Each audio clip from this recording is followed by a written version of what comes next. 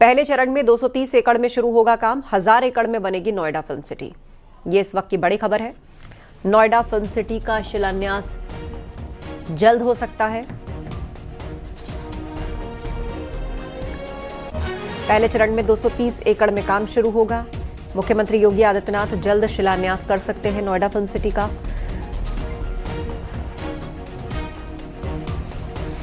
हजार एकड़ में बनेगी नोएडा फिल्म सिटी और पहला चरण 230 एकड़ में डेवलप होगा।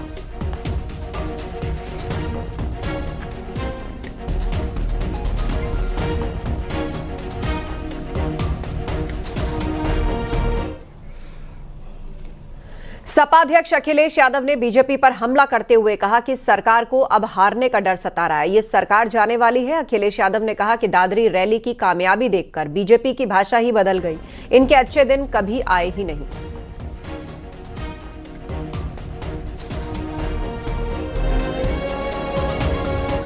हम लोग दूर से ही देख रहे हैं कि अन्य प्रदेशों में जहां चुनाव चल रहा है वहां इलेक्शन कमीशन और बीजेपी मिलकर के क्या क्या काम कर रही है, उन सब से भी हम संगठन के लोग सावधान रह करके उनकी साजिश षड्यंत्र को समझते हुए उत्तर प्रदेश में पुनः समाजवादी सरकार बने, उसके लिए हम लोग जमीन पर काम करेंगे।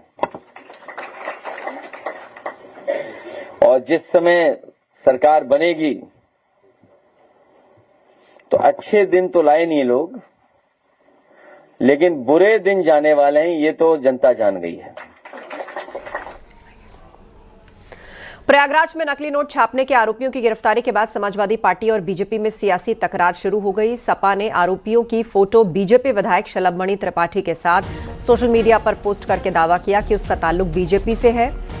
एक्स पर एक पोस्ट शेयर की जिसमें देवरिया के बीजेपी विधायक शलभमणि त्रिपाठी के साथ कुछ लड़कों की तस्वीर है। सपा का आरोप है कि ये लड़के नकली नोट मामले में गिरफ्तार हुए हैं, लेकिन बीजेपी इन्हें एसपी से जोड़कर राजनीति कर रही है। सपा ने बीजेपी विधायक पर आरोपियों के करीब होने का इल्जाम लगाया। सपा ने सवाल उठाए कि बीजेपी नेता बताएंगे कि ये लड़के शलभमणि त्रिपाठी के लिए क्या काम करते हैं। क्या शलभमणि त्रिपाठी से भी नकली नोट मामले में पूछताछ होगी? इस पोस्ट को सपा अध्यक्ष अखिलेश यादव ने रीपोस्ट भी किया है, जिसके बाद सपा और बीजेपी के बीच में सियासी तल्खी बढ़ गई है।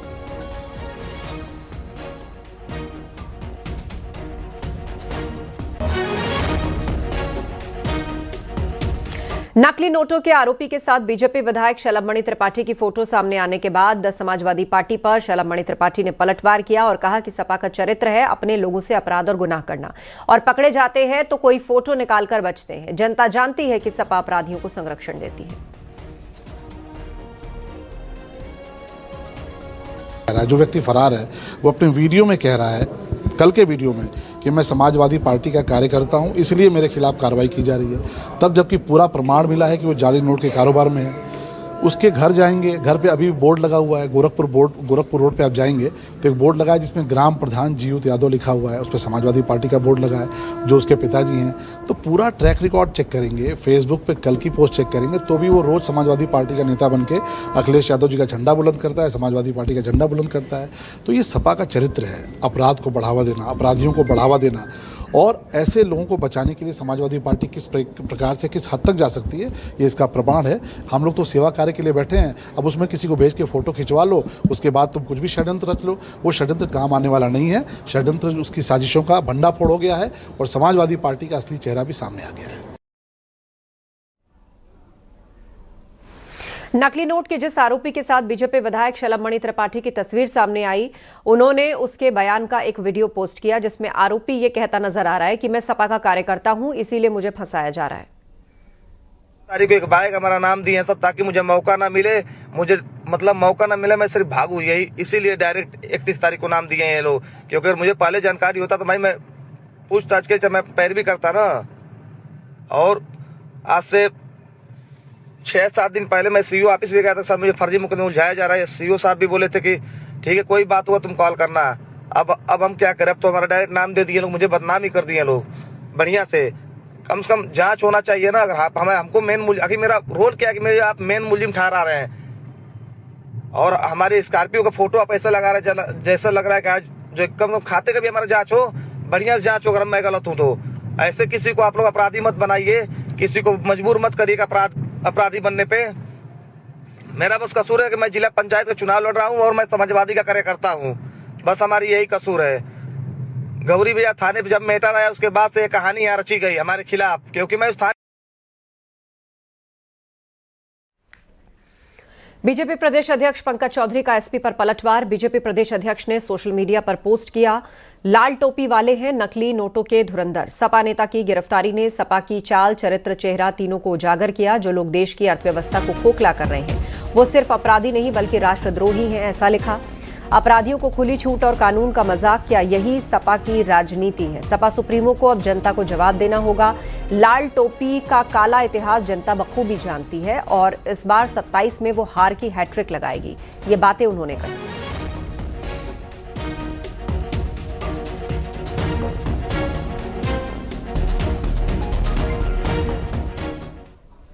सपा अध्यक्ष अखिलेश यादव ने नकली नोट कांड को लेकर बीजेपी पर निशाना साधा। अखिलेश यादव ने पोस्ट कर कहा, गोरखपुर और देवरिया ही हैं ही कितनी दूर।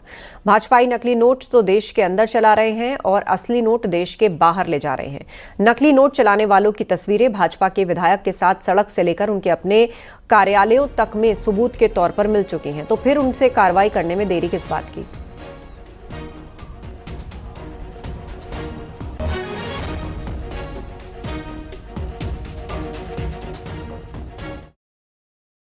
देवरिया और गोरखपुर में दूरी कितनी है बताओ आप? गोरख धंधा चल रहा हूं अभी, बताइए आप। देवरिया गोरखपुर की दूरी कितनी है? और पहले अगर आपको याद हो, कुशीनगर में भी इसी तरह का मसला आया था जिसमें हाई कोर्ट तक गए थे लोग, और अधिकारियों ने मिलकर के समाजवादी पार्टी को बदनाम करने के लिए मुस्लिम लोगों को झूठा आरोप में भेज दिया जेल। उन्हें हाईकोर्ट से राहत मिली। और भविष्य में आप देखना, जिन्होंने इस तरह का काम किया, हमारे कार्यकर्ताओं को फंसाया, वो जेल जाएंगे। लेकिन देवरिया वाला मामला दूसरा है। यहां तो सुनने में आ रहा है कि भारतीय जनता पार्टी की सरकार में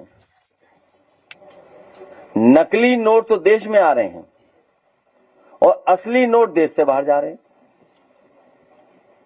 नकली नोट देश के अंदर और असली नोट देश से बाहर जा रहे हैं।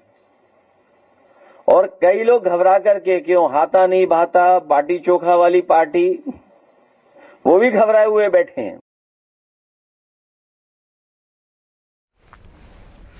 नकली नोट के आरोपियों के साथ बीजेपी विधायक की फोटो को लेकर सपा के नेताओं ने बीजेपी को निशाने पर लिया है। इनके पॉलिटिकल डीएनए में है कि जब हमारे और आपके पूर्वज लड़ रहे थे आजादी के लिए, तो साजिश कर रहे थे अंग्रेजों के साथ, मुस्लिम लीग के साथ सरकार बना रहे थे, महारानी को चिट्ठी लिख रहे थे, और आज भी साजिश कर रहे हैं। देश में जितने विध्वंसक कार्य हो रहे हैं, इसके साजिशकर्ता के तार कहीं न कहीं इन्हीं से जुड़े होते हैं। तो जांच क्यों नहीं करा लेते? प्रदेश में आपकी सरकार है, केंद्र में आपकी सरकार है हिम्मत तो जांच करा लो। नकली असली, नकली नोट हो चाहे नकली दवा है, नकली दवा जिसमें न जाने कितने बच्चे मर गए, तो ये सब भाजपा के राज में हो रहा है। भाजपा के राज में इनको संरक्षण मिल रहा है, इनको बढ़ावा हो रहा है, जिसके कारण पूरा प्रदेश ठगा जा रहा है। अखिलेश और बीजेपी विधायक शलभ मणि के बीच नकली नोटों को लेकर जारी विवाद पर अजय राय ने बीजेपी पर सवाल उठाए और कहा कि बीजेपी हर काम में माहिर है। उन्होंने आरोप लगाया कि यहां से लेकर दिल्ली तक के लोग इसमें शामिल हैं। अब भारतीय जनता पार्टी तो हर काम में माहिर है, बस इतना ही मैं कहना चाहूँगा। सारा काम ये करते हैं और उसमें सब लोग उसमें पूरी तरीके से यहाँ से लेके दिल्ली तक और बड़े बड़े लोग उसमें सब कुछ शामिल हैं। आप देख सकते हैं कि एक पोर्ट पे करोड़ों का ड्रग्स मिला और रिपोर्ट क्या आती है, चूहे खा गए, चूहे खा गए। प्रयागराज से नकली नोट कांड से जुड़ी खबर है। नकली नोट छापने के आरोपी विवेक यादव पर इनाम घोषित किया गया है। फरार आरोपी विवेक यादव पर 25,000 का इनाम है। आरोपी के नेपाल भागने की आशंका है। तो नकली नोटों के आरोपी पर इनाम घोषित किया गया है। फरार आरोपी विवेक यादव पर 25,000 का इनाम रखा गया। आरोपी के नेपाल भागने की आशंका है, लेकिन उसके बारे में कोई भी सूचना और उसकी खबर देने वाले को 25,000 का इनाम दिया जाएगा।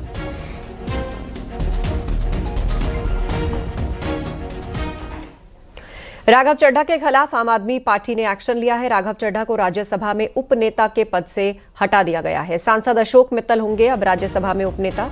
आपने राज्यसभा सचिवालय को पत्र सौंपा, राघव को संसद में बोलने का समय ना दिया जाए, ये लिख कर दिया आम आदमी पार्टी ने।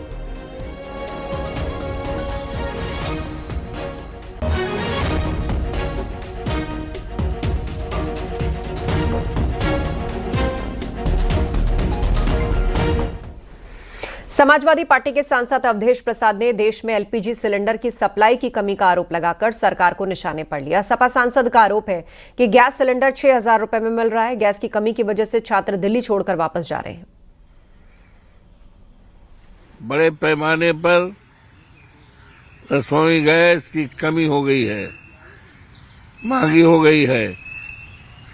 जानकारी मिली है कि एक एक सिलेंडर 6,000 रुपए में। दिल्ली में हम बैठे हैं, कल कई छात्र आए थे जेएनयू के, मेधावी छात्र हैं, दिल्ली यूनिवर्सिटी के छात्र आए थे। वो गांव के रहने वाले हैं, कमरा ले करके पढ़ रहे हैं, लेकिन उनको गैस नहीं मिल रहा है, इसलिए वो कह रहे हैं हम छोड़ के जा रहे हैं अपनी पढ़ाई लिखाई। बलिया में नगर विकास और ऊर्जा मंत्री एके शर्मा ने अखिलेश यादव पर तीखा हमला बोला। एलपीजी सिलेंडर की सप्लाई में कमी की अफवाह को लेकर एके शर्मा ने कहा कि दुनिया में भयावह हालात हैं, फिर भी एलपीजी गैस सिलेंडर मिल रहे हैं। यह अखिलेश यादव को दिखाई नहीं दे रहा है। कमर्शियल गैस मिल रही है, इतनी बड़ी दुनिया में आफत चल रही है, उसके बीच हमारे सभी लोगों को गैस मिल रहा है, ये अखिलेश यादव को दिखाई नहीं दे रहा है।